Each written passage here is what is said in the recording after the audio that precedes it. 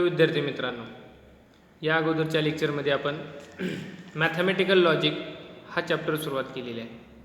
या चॅप्टरमध्ये आपण सुरुवातीला स्टेटमेंट म्हणजे काय असतं ते पाहिलं होतं. मग स्टेटमेंट म्हणजे काय पाहिलं होतं आपण? It is a sentence but it is either true or false, not both simultaneously. म्हणजे हे काय आपलं डिक्लेरेटिव्ह सेंटेन्स आहे. एक तर ते ट्रू पाहिजे किंवा फॉल्स पाहिजे, नॉट बोथ सायमल्टेनियसली. अशा सेंटेन्सला आपण काय म्हणणार आहे तर स्टेटमेंट असं म्हणणार आहे. त्यानंतर आपण पाहिलं होतं की ह्या स्टेटमेंटची ट्रूथ व्हॅल्यू काढली होती. मग त्या स्टेटमेंटची ट्रूथ व्हॅल्यू काढली होती. मग त्या स्टेटमेंटची ट्रूथ व्हॅल्यू म्हणजे काय येतं? जर दिलेलं स्टेटमेंट ट्रू असेल तर ट्रूथ व्हॅल्यू टी घेणार, आणि जर जे दिलेलं स्टेटमेंट हे फॉल्स असेल तर त्याची ट्रूथ व्हॅल्यू काय घेणार आहोत आपण तर एफ अशी घेणार आहोत. हे आपण मागच्या लेक्चरमध्ये पाहिलं होतं. त्यानंतर आपण ओपन सेंटेन्स पाहिलं होतं की म्हणजे काय तर त्या दिलेल्या सेंटेन्सची ट्रूथ व्हॅल्यू काय होते तर कधी ट्रू येते कधी फॉल्स होते. It is depend on condition. मग अशा टाईपचं जे सेंटेन्स आहे त्या सेंटेन्सला आपण ओपन सेंटेन्स असं म्हणणार आहोत. पण ओपन सेंटेन्स हे स्टेटमेंट नसणार आहेत. ओपन सेंटेन्स हे स्टेटमेंट असणार आहेत का तर नाही आहेत. ओपन सेंटेन्स हे स्टेटमेंट नसणार आहेत. अशा पद्धतीने आपण कालपर्यंत पाहिलेलं होतं. आजच्या या पॉईंटमध्ये आपल्याला बघाल आपल्याला आज पाहायचं आहे logical connectives and simple compound statement हा पॉईंट पाहायचा आहे. मग लॉजिकल कनेक्टिव्ज म्हणजे काय तर या लॉजिकमध्ये आपल्याला काहीतरी कनेक्टिव्ज वापरायचं आहे. मग काय कनेक्टिव्ज आहेत तर आपण काय करणार आहे ह्या ठिकाणी दोन स्टेटमेंट एका शब्दाने काय करणार आहोत तर जॉईन करणार आहोत. दोन स्टेटमेंट आपण काय करणार आहोत तर एका शब्दाने किंवा फर्स्टने आपण काय करणार आहोत तर जोडणार आहोत. मग त्या शब्दाला आपण काय म्हणणार तर कनेक्टिव्ज. आपण सिंपली माहिती आहे कनेक्ट करणं म्हणजे जोडणं. मग ह्या ठिकाणी आपण काय करणार आहोत तर दोन स्टेटमेंट जॉईन करणारे, आणि कशामुळे जॉईन करणार आहे तर त्याला काय म्हणणार आहे तर कनेक्टिव्ज असं म्हणणार आहे. ज्याने जॉईन करणार आहे तर त्याला आपण काय म्हणणार आहोत तर कनेक्टिव्ज असं म्हणणार आहोत. मग त्यांनी बघा त्या ठिकाणी कनेक्टिव्हची डेफिनेशन दिलेली बघा काय सांगितलेले ह्या ठिकाणी कनेक्टिव्हची डेफिनेशन दिलेली इथं बघा. The word or phrase which are use to connect two statement are called logical connectives. म्हणजे त्या ठिकाणी आपण जर असे काही शब्द वापरणार आहोत ते काय करणार आहे तर दोन स्टेटमेंट काय करणार आहेत तर जॉईन करणार आहेत. काय करणार इथं बघा या ठिकाणी दिलेलं आहे दोन स्टेटमेंट आपण काय करणार आहोत तर जॉईन करणार आहोत. त्यांना आपण काय म्हणणार आहे तर लॉजिकल कनेक्टिव्ज असं म्हणणार आहोत. काय म्हणणार आहे त्याला आपण लॉजिकल कनेक्टिव्ज असं म्हणणार आहोत. म्हणजे the word or phrase which are use to connect two statement are called logical connectives. मग आपण ह्या ठिकाणी कोणत्या कोणत्या लॉजिकल कनेक्टिव्ज पाहणार आहे तर त्या ठिकाणी दिलेले आहे. पहिली बघा ह्या ठिकाणी फर्स्ट दिलेली आहे अँड. ह्या ठिकाणी बघा अँड आहे, नंतर ऑर आहे, नंतर इफ देन आहे, नंतर इफ अँड ओनली इफ, आणि नंतर ऑट नॉट. अशा पद्धतीने आपण काय करणार आहोत तर त्या ठिकाणी अशा पद्धतीने आपण ह्या पाच कनेक्टिव्हचा काय करणार आहे तर वापर करणार आहोत, आणि त्याचा आपल्याला काय करायचं आहे तर अभ्यास करायचा आहे. कनेक्टिव्ह म्हणजे नीट लक्षात घ्या. कनेक्टिव्ह म्हणजे काय असतं तर त्या ठिकाणी असं एक शब्द आहे की तो काय करणार आहे तर दोन स्टेटमेंट करणार आहे. काय करणार आहे तर दोन स्टेटमेंट जॉईन करणार आहे. अशा शब्दांना आपण काय म्हणणार आहोत तर कनेक्टिव्ज असं म्हणणार आहोत. मग त्यानंतरचा पुढचा पॉईंट बघा काय आहे. त्यानंतरचा पुढचा पॉईंट आहे सिम्पल अँड कंपाऊंड स्टेटमेंट. मग सिम्पल अँड कंपाऊंड स्टेटमेंट म्हणजे काय असतं ते पाहायचं आहे. बघा त्या ठिकाणी सिम्पल अँड कंपाऊंड स्टेटमेंटमध्ये काय दिले त्यांनी तर बघा पहिल्यांदाच काय दिलेले त्यांनी तर a statement which cannot be split further into two or more statements. एखादं स्टेटमेंट दिलेलं असेल ते स्टेटमेंट तुम्हाला स्प्लिट करता येत नसेल, म्हणजे एका वाक्यापासून असे दोन वाक्य तयार करता येत नसतील तर अशा स्टेटमेंटला आपण कसलं स्टेटमेंट म्हणणार आहोत तर त्या ठिकाणी सिम्पल स्टेटमेंट असं म्हणणार आहोत. म्हणजे ह्या ठिकाणी आपल्याला बघा एक्झाम्पल घ्यायचं झालं तर मी एक्झाम्पल घेतलं राम इज अ बॉय. आता हे जे स्टेटमेंट आहे ते राम इज अ बॉय ह्याच्यापासून दोन स्टेटमेंट करता येतात का तर नाही आहे. म्हणजे हे कसलं स्टेटमेंट आहे आपलं तर सिम्पल स्टेटमेंट आहे असं आपल्याला म्हणता येईल. त्यानंतर म्हणलं मी 2 इज अ इवन नंबर. मग 2 इज अ इवन नंबर त्या ठिकाणी आपल्याला त्याच्यापासून आपल्याला वेगळं करता येते का, तर काही तर नाही करता येत.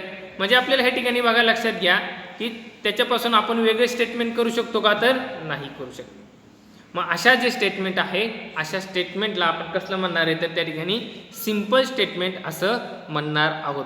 आता त्यानंतर तुम्ही बघा पुढे दिलेले आहे, त्यांनी काय म्हणले, त्यांनी if a statement is the combination of 2 or more statements then it is called as compound statement. म्हणजे जर आपल्याला त्या ठिकाणी एक स्टेटमेंट दिलेलं असेल आणि ते काय आहे, तर 2 स्टेटमेंटचं कॉम्बिनेशन आहे, 2 स्टेटमेंटचं काय आहे, कॉम्बिनेशन आहे, तर आपण त्या स्टेटमेंटला कसलं स्टेटमेंट म्हणणार आहोत, तर कंपाऊंड स्टेटमेंट असं म्हणणार आहोत. म्हणजे थोडं उदाहरण दिला की ह्या ठिकाणी मी सांगितलं की कनेक्टिव्ह आपण पाहणार आहोत. मग कनेक्टिव्ह म्हणजे काय येणार, तर 2 स्टेटमेंट जोडणार आहे आपण. मग आपण जे केल्यानंतर जे स्टेटमेंट मिळणार आहे त्याला आपण काय म्हणणार आहे, तर कंपाऊंड स्टेटमेंट असं म्हणणार आहे. बघा त्यांनी एक्झाम्पल दिलेले. मग एक्झाम्पल काय दिलेले त्या ठिकाणी बघा, तर एक्झाम्पल दिलेले बघा त्या ठिकाणी 3 या ठिकाणी बघा दिलेले, ह्या ठिकाणी एक्झाम्पल दिलेले आहे 3 is a prime number, 3 is a prime and 4 is an even number. आता बघा इथं अँड आलेला आहे. मग अँड आलेला आहे म्हणजे या ठिकाणी काय केलेलं आहे, तर त्या ठिकाणी 3 is a prime and 4 is a even number. म्हणजे 2 स्टेटमेंट आहेत. मग 2 स्टेटमेंट कशाने जोडले, तर त्या ठिकाणी अँडने जोडलेले आहेत. मग त्या ठिकाणी बघा पहिलं स्टेटमेंट आहे 3 इज अ प्राईम आणि दुसरं स्टेटमेंट आहे 4 इज अ इवन नंबर आणि जोडलेत कशाने, अँडने. म्हणजे कनेक्टिव्ह अँड आली.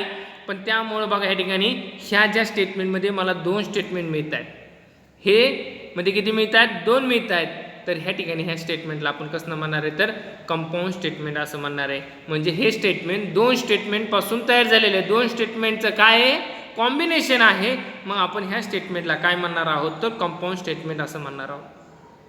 अशा पद्धतीने हे आपण काय पाहिलेलं तर सिंपल स्टेटमेंट आणि कंपाऊंड स्टेटमेंट आहे. मग आपल्याला बघा कनेक्टिव्ह पाहिलेले आहेत. कनेक्टिव्ह मी आपण 5 शब्दांचा अभ्यास करणार आहोत. त्यामध्ये मी सांगितलं होतं पहिलं की आपल्याला असणारे अँड असणारे, ऑर असणारे, इफ देन असणारे, इफ अँड ओनली इफ असणारे आणि नॉट असणारे. अशा 5 शब्दांचा आपल्याला काय करायचं आहे, त्या ठिकाणी अभ्यास करायचा आहे. मग हे 5 शब्द घेऊन आपल्याला काय पुढं तर कंपाऊंड स्टेटमेंट तयार करायचे आहेत आणि त्याच्याबद्दलचा आपल्याला अभ्यास करायचा आहे. मग त्यामध्ये बघा पहिला पॉईंट आला आहे कंजंक्शन. मग कंजंक्शन म्हणजे काय असतं ते आपल्याला पाहायचं आहे. मग आता काय बघा त्या ठिकाणी बघा कंपाऊंड स्टेटमेंट आपल्याला लक्षात आलं. कंपाऊंड स्टेटमेंट म्हणजे काय येतं की 2 स्टेटमेंटचं किंवा 2 पेक्षा जास्त स्टेटमेंटचं कॉम्बिनेशन आहे. मग त्यामध्ये कॉम्बिनेशन घेताना काहीतरी कनेक्ट करणार आहे, आपण कोणत्या तरी शब्दाने कनेक्ट करणार आहे आणि त्या शब्दाला आपण कनेक्टिव्ह म्हणतोय. मग त्या ठिकाणी आपल्याला बघा दिलेलं आहे इफ कंजंक्शन मध्ये काय दिलंय, if 2 statements are combined using the connective and.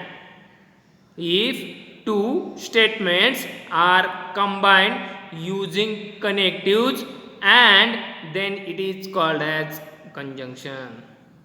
म्हणजेच जर 2 स्टेटमेंट ह्या शब्दाचा उपयोग करून जर आपण कनेक्ट केलेले असतील तर त्याला आपण काय म्हणणार आहोत, तर कंजंक्शन असं म्हणणार आहोत. लक्षात घ्या. मग त्या ठिकाणी तुम्हाला बघा या ठिकाणी कंजंक्शन म्हणतात दिले इट इज डिनोटेड बाय. मग डिनोट कशा पद्धतीने करायचं तर हे ठिकाणी बघा सिम्बॉल दिलेला आहे पी अँड क्यू.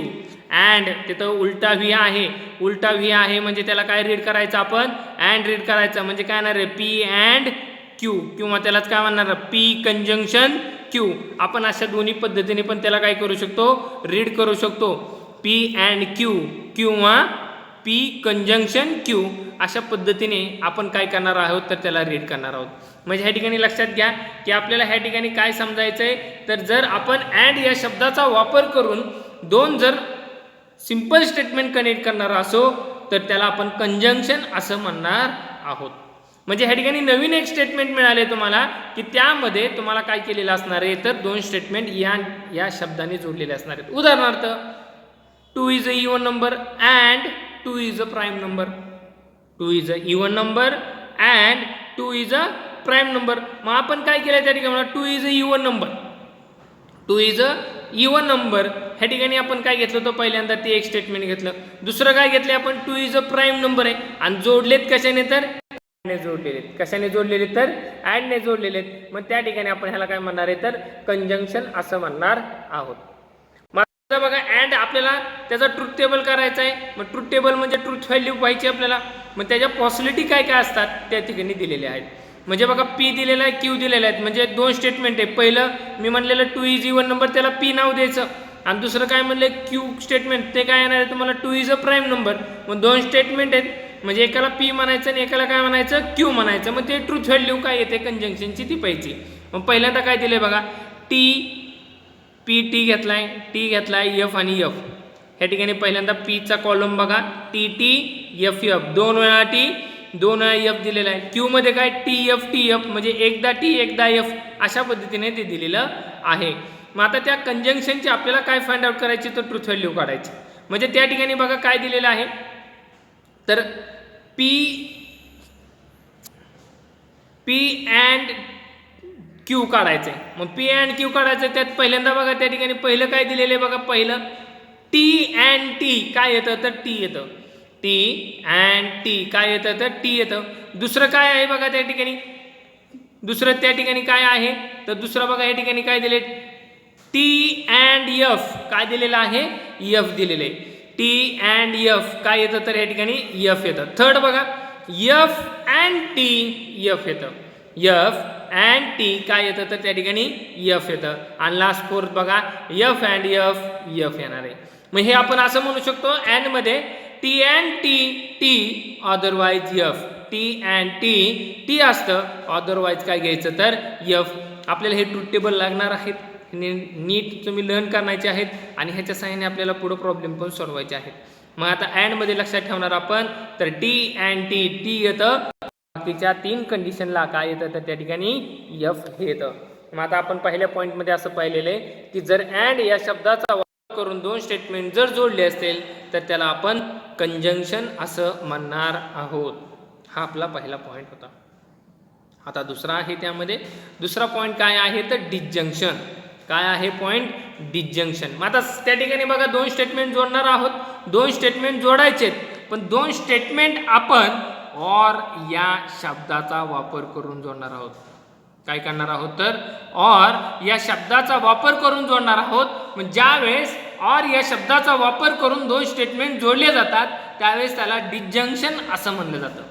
त्यावेळेस त्याला काय म्हणलं जातं, डिसजंक्शन असं म्हणलं जातं. मग त्या ठिकाणी बघा डिसजंक्शनसाठी काय दिलेलं आहे, डिसजंक्शनसाठी इथं दिलेलं आहे की त्या ठिकाणी बघा if two statements are combined, if two statements are combined by using the logical connectives or, then it is called as a disjunction. मग आपण त्याला काय म्हणणार आहोत, तर डिसजंक्शन असं म्हणणार आहोत. दोन स्टेटमेंट कंबाईन जर और या शब्दाचा वापर करून केले असतील तर त्याच्यासाठी आपण काय वापरणार आहे, तर डिसजंक्शन असं म्हणणार आहोत. मग त्या ठिकाणी बघा सिम्बॉलिक फॉर्म दिलेला आहे त्यांनी. या ठिकाणी बघा या ठिकाणी पी और क्यू म्हणजे व्ही येत आहे. मग त्या ठिकाणी पी और क्यू, पी एक स्टेटमेंट आहे, दुसरं क्यू एक स्टेटमेंट आहे आणि दोन स्टेटमेंट कशाने जोडले, तर त्या ठिकाणी ऑरने जोडलेले आहेत. कशाने जोडलेले आहेत, तर ऑरने. आणि त्याला काय म्हणणार आहे आपण, तर डिसजंक्शन असं म्हणणार आहे. मग ते रीड कसं करणार आहे आपण, पी और क्यू किंवा पी डिसजंक्शन क्यू, पी और क्यू किंवा काय म्हणणार आहे पी डिसजंक्शन क्यू, अशा पद्धतीने आपण ते रीड करणार आहोत. आणि ते डिनोट कसे करणार आहे, तर पी और क्यू, तिथं मध्ये व्ही हा सिम्बॉल दाखवलेला आहे. त्या ठिकाणी बघा त्या ठिकाणी आपल्याला काय आहे, तर ट्रूथ टेबल काढायचं आहे. मग ट्रूथ टेबल बघा या ठिकाणी पी दिलेला आहे, दोन वेळा टी दोन वेळा एफ. नीट लक्ष द्या, प्रत्येक पी आणि क्यू असणार आहे. त्यात काय असणार आहे, पी दोन वेळा टी दोन वेळा एफ घेणार आहे, क्यू काय घ्यायचा आहे, टी एफ घ्यायचा आहे. मग आता त्या ठिकाणी पहिल्यांदा विचार करायचा आहे, और शब्दाचा अर्थ नीट समजून घ्यायचा आहे. और म्हणजे आपल्याला काय येतं, ए और बी और बोथ ए अँड बी, म्हणजे ए मध्ये पाहिजेत किंवा बी मध्ये पाहिजेत किंवा दोन्हीत पाहिजेत. मग ते स्टेटमेंट ट्रू कधी असेल, दोन्हीपैकी एकात असेल किंवा दोन्ही जर टी असेल तर ते काय येणार आहे, तर ट्रू स्टेटमेंट येणार आहे. मग पहिलं बघा दोन्ही टी आहे म्हणजे पहिल्यांदा टी येणार आहे. फर्स्टमध्ये पहिल्यामध्ये काय येणार आहे, त्या ठिकाणी टी येणार आहे. मग आता त्यानंतर बघा दुसरं काय आहे त्या ठिकाणी, तर दुसऱ्यामध्ये बघा टी और एफ आहे. मग एकात टी आहे म्हणजे काय घ्यायचं, टी घ्यायचं. आता थर्ड मध्ये बघा काय आहे, एफ और टी, म्हणजे बघा पी मध्ये एफ आहे आणि त्यानंतर क्यू मध्ये टी आहे. मग एकात टी चालतो ना, दोन्हीपैकी एकात असेल तर आपण काय घेणार, ते ट्रू घेणार. पण आता खाली बघा या ठिकाणी दोन्हीत पण फॉल्स आहे, मग त्या ठिकाणी काय येणार आहे एफ. मग आपण डिस्जंक्शनमध्ये काय म्हणू शकतो, F or F F otherwise T. F or F F otherwise काय घेणार आहे आपण तर टी, असं आपण त्याचं काय म्हणणार आहे तर ट्रूथ टेबल आहे असं म्हणणार. मग या ठिकाणी आपण कंजंक्शनमध्ये पाहिलं होतं टी अँड टी टी येतं आणि डिस्जंक्शनला काय येतं तर F or F F otherwise T. अशा पद्धतीने ही काय आहे आपली दुसरी कनेक्टिव्ह आहे. त्यानंतर बघा तिसरी कनेक्टिव्ह आपल्याला पाहिजे. तिसरी कनेक्टिव्ह काय आहे तर कंडिशनल किंवा त्याला ब्रॅकेटमध्ये इम्प्लिकेशन असं नाव दिलेलं आहे. मग कंडिशनल म्हणजे त्या ठिकाणी आपल्याला काय करायचं आहे तर दोन स्टेटमेंट तर जॉईन करणार आहे, पण कशाने जॉईन करायचे आहेत ते बघा त्या ठिकाणी दिलेले त्यांनी. बघा ह्या ठिकाणी कंडिशनलमध्ये त्याला इम्प्लिकेशन पण नाव दिलेले काय, if two statements are combined by using the connective if then. If two statements are combined by using connective if then it is called as implication or conditional. मग त्या स्टेटमेंटला आपण कंडिशनल स्टेटमेंट किंवा implication असं म्हणणार आहोत. म्हणजे आपल्याला बघा थेरम पाहिलं होतं तुम्ही आणि थेरम पाहिला होता, त्या थेरममध्ये आपल्याला माहिती आहे की स्टेटमेंट जर इफ देन असेल तर आपण त्याला कंडिशनल स्टेटमेंट म्हणायचो आणि त्यामध्ये इफ पासून देन पर्यंतचा पार्ट हा आपला गिवन डाटा असायचा आणि देन नंतरचा पार्ट आपण काय घ्यायचो तर ट्रू प्रूव्ह घ्यायचो. जर इफ देन मध्ये नसेल तर ते दिलेलं स्टेटमेंट आपण काय करत होतो तर इफ देन मध्ये घ्यायचो आणि इफ देन मध्ये घेऊन मग आपण काय करायचो त्या ठिकाणी तर ते थेरमचं प्रूफ लिहायचो. मग अशाच पद्धतीने हे इफ देन आहे. मग त्यामध्ये बघा त्याचा सिम्बॉलिक फॉर्म दिलेला आहे या ठिकाणी नीट बघा, पी इम्प्लाइज क्यू हे ठिकाणी दिलेलं आहे. मग रीड काय करणार आहे आपण तर पी इम्प्लाइज क्यू अशा पद्धतीने त्याला आपण काय करणार आहोत तर रीड करणार आहोत. मग आता त्यानंतर त्याची ट्रूथ व्हॅल्यू काढायची आहे. मग ट्रूथ व्हॅल्यू दिलेली आहे बघा त्या ठिकाणी. मग काय दिलेली ट्रूथ व्हॅल्यू बघा, पी घेतलेला आहे, पी 2 वेळा टी 2 वेळा एफ क्यू टी एफ घेतलेला आहे आणि बघा पी इम्प्लाइज क्यू म्हणजे ॲरो दाखवायचा आहे त्या ठिकाणी पी इम्प्लाइज क्यू आपण असं त्याला रीड करणार आहोत. म्हणजे तेच काय येतं तर कंडिशनल स्टेटमेंट आहे असं आपण म्हणणार आहोत. आता मग ते ट्रूथ व्हॅल्यू बघा फक्त काय दिलेलं आहे तर टी इम्प्लाइड टी दिलेलं आहे पहिलं. दुसरं काय दिलेलं आहे ह्या ठिकाणी बघा दिसतंय का तुम्हाला बघा हे सेकंड इथं पाहतो आपण सेकंड काय दिलेलं तर टी इम्प्लाइज एफ काय दिलेलं आहे तर एफ दिलेलं आहे. मग तेवढंच फॉल्स आहे. एफ इम्प्लाइज टी आहे, एफ इम्प्लाइज एफ टी येतं. म्हणजे ह्या ठिकाणी आपल्याला लक्षात ठेवता येईल की टी इम्प्लाइज एफ हे काय असतं एफ असतं आणि बाकीच्या सगळ्यात काय असतं बघा इथं साईडला दिलेलं आहे. काय दिलेलं आहे बघा ह्या ठिकाणी, the conditional statement P implies Q is false only if P is true and Q is false. Otherwise it is true. म्हणजे P implies Q मध्ये जर T implies F मिळालं तर F असतं आणि बाकीच्या सगळ्याला काय असतं ते ट्रू असतं. Here P is called hypothesis असं म्हणणार आहे आणि Qला काय म्हणणार आहे तर कन्क्लुजन असं आपण नाव सुद्धा त्याला देणार आहोत. अशा पद्धतीने ते पाहिलेलं आहोत. पण त्यांनी खाली एक नोट दिलेली आहे बघा. नोट काय दिलेली आहे, नोट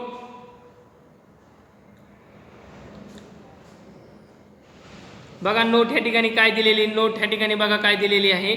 नोट काय दिली, the following are also conditional statement p implies q. म्हणजेच इफ देनच्या जागेवरती जर हे खालचे जर वर आले तरी पण आपण काय घेणार आहोत तर त्या ठिकाणी त्यांना आपण कंडिशनल स्टेटमेंट असं म्हणणार आहोत. म्हणजे काय दिलेलं आहे बघा, P is sufficient for Q, P is sufficient for Q. If देनच्या जागेवरती इज सफिशियंट आलं तरी चालते किंवा Q is necessary for P किंवा पी इम्प्लाइज क्यू असेल किंवा क्यू फॉलोज फ्रॉम पी असेल किंवा पी ओनली इफ क्यू. अशा पद्धतीने जरी असेल तरी आपण त्या ठिकाणी काय घेणार आहोत तर कंडिशनल स्टेटमेंट घेणार आहोत. अशा पद्धतीने आपण काय पाहिलेले हे कंडिशनल स्टेटमेंट पाहिलेले आहे. म्हणजे तिसरी कनेक्टिव्ह पाहिली होती आपण त्या ठिकाणी तर इफ देन ही कनेक्टिव्ह पाहिली होती. आता त्यानंतरची पुढची कनेक्टिव्ह आहे बाय कंडिशनल आहे. मग बाय कंडिशनलमध्ये तुम्हाला आता लक्षात आलं असेल की इथं शब्द वापरायचा आहे. मग कोणता शब्द असणार आहे तर इफ अँड ओनली इफ असेल तर आपण त्याला काय म्हणणार आहे तर बाय कंडिशनल असं म्हणणार आहोत. इफ अँड ओनली इफ या कनेक्टिव्हचा जर वापर केलेला असेल तर आपण त्याला बाय कंडिशनल असं म्हणणार आहोत. आणि ते सिम्बॉलिकली कसं दाखवलेलं असणार आहे बघा हे ठिकाणी, तर पी बाय कंडिशनल क्यू ह्या ठिकाणी बघा सिम्बॉल दिला आहे तिथं पी बाय कंडिशनल क्यू. अशा पद्धतीने ते असणार आहे, किंवा आपण ते रीड कसं करणार आहे, P if and only if Q असं पण रीड केलं तरी चालणार आहे. मग अशा सिम्बॉलिक फॉर्म त्याचा काय येणार आहे, म्हणजे एकाला पहिल्याला पी म्हणायचं, दुसऱ्याला क्यू, आणि त्याचा सिम्बॉल त्या ठिकाणी काय करणार आहोत तर आपण पुट करणार आहोत. म्हणजे त्याच्यात परत ट्रुथ व्हॅल्यू आली. ट्रुथ व्हॅल्यू म्हणजे परत पी मध्ये काय घ्यायचं तर 2 वेळा टी 2 वेळा एफ घ्यायचं, क्यू मध्ये काय घ्यायचं तर टी एफ घेणार आहे, आणि त्या ठिकाणी आपल्याला p biconditional q find out करायचं आहे. मग त्यामध्ये बघा की जर सारखा असेल तर टी आणि वेगळं आलं तर एफ, म्हणजे बघा पहिल्यामध्ये टी बाय कंडिशनल टी येतोय, पण टी बाय कंडिशनल एफ आहे, आणि एफ बाय कंडिशनल टी काय येतोय एफ, आणि एफ सारखा आलं की काय आहे टी आहे. म्हणजे बाय कंडिशनलला काय येतंय सारखा असेल तर टी येतं, आणि जर वेगळं टी एफ असं कॉम्बिनेशन येत असेल तर त्या ठिकाणी ते ट्रुथ व्हॅल्यू काय येते तर एफ. अशा पद्धतीने ते काय येते ट्रुथ व्हॅल्यू येते आहे. बघा आता ह्या ठिकाणी आपण परत पुढचं 5वं पॉईंट कव्हर करणार आहे. 5th नंबरचा पॉईंट काय, निगेशन ऑफ स्टेटमेंट. आता निगेशन ऑफ स्टेटमेंट हा पॉईंट कव्हर करताना यामध्ये तुम्हाला लक्षात येईल की इथं 2 स्टेटमेंट नसणार आहे, एकच स्टेटमेंट असणार आहे. त्यांनी काय बघा, for any given statement p there is another statement which is defined to be true when p is false, and false when p is true is called negation of p and is denoted by. त्या ठिकाणी बघा त्या ठिकाणी similarity सारखं symbol आहे, आणि आपण ते काय वापरणार आहे तर निगेशनसाठी सिम्बॉल वापरणार. पण ह्या ठिकाणी बघा काय आहे तर ह्या ठिकाणी नॉट ही कनेक्टिव्हचा वापर केलेला असणार आहे. नॉट या शब्दाचा आलं तर आपण त्याला त्या ठिकाणी काय म्हणणार आहे निगेशन म्हणणार आहे. आणि त्यांनी काय म्हणलेलं आहे, जर पी हे ट्रू असेल तर त्याचं निगेशन फॉल्स घ्या, आणि जर त्या ठिकाणी पी हा फॉल्स असेल तर त्याचं निगेशन ट्रू घ्या. मग ट्रुथ टेबलमध्ये तेच केलेलं आहे बघा, पी दिलेला आहे टी एफ, कारण आता एकच स्टेटमेंट आहे म्हणजे एक तर पॉसिबिलिटी 2 असणार, एक तर ट्रू असेल किंवा फॉल्स असेल. ह्या ठिकाणी क्यू आहे का नाही आहे, म्हणजे 4 वेळा त्याचा विचार करण्याची गरज आहे का नाही आहे, तर त्याचा विचार आपण 2 प्रकारेच करणार आहे. मग पी काय येणार आहे टी एफ आलाय, मग टीचा निगेशनमध्ये बघा काय केलं त्या ठिकाणी, टीचं निगेशनमध्ये या ठिकाणी बघा काय केलेलं आहे एफ केलंय, आणि एफचं काय केलेलं आहे तर टी केलेलं आहे. अशा पद्धतीने हे काय असणार आहे निगेशन असणार आहे. मग आपल्याला दिलेलं आहे बघा निगेशन ऑफ स्टेटमेंट इटसेल्फ, म्हणजे जर निगेशन घेतलं आणि परत त्याचं निगेशन घेतलं तर आपल्याला तेच स्टेटमेंट मिळणार आहे. अशा पद्धतीने आपण काय केलेलं आहे बघा ह्या ठिकाणी तर निगेशन्स हे पाहिलेलं आहे. म्हणजे आपण ह्या ठिकाणी आपण 5 कनेक्टिव्हचा अभ्यास केलेला आहे. And, or, if, then, if and only if आणि नॉट, ह्या 5 कनेक्टिव्हचा आपण अभ्यास केलेला आहे.